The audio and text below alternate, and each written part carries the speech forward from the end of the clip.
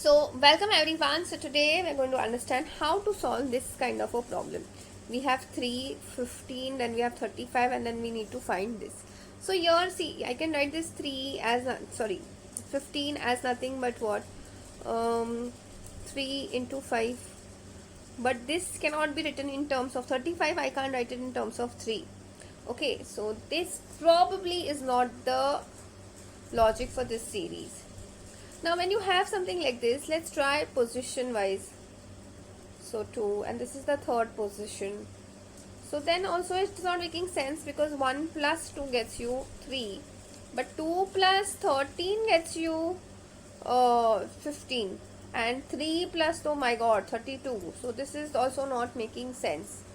So probably now see 3 is very vague. Okay, 3 can be formed with lot of possibilities. But 15, I know 15, I can find it in 3 multiplied by 5.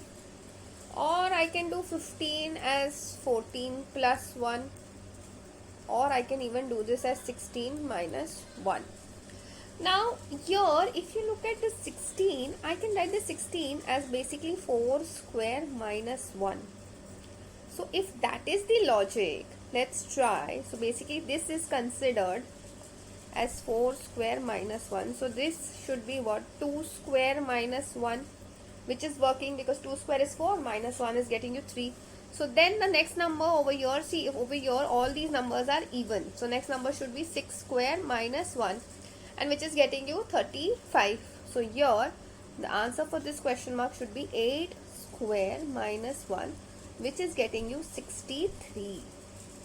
I hope you've understood how to solve these kind of difficult looking series problems. That's it for today. I will see you in the next video.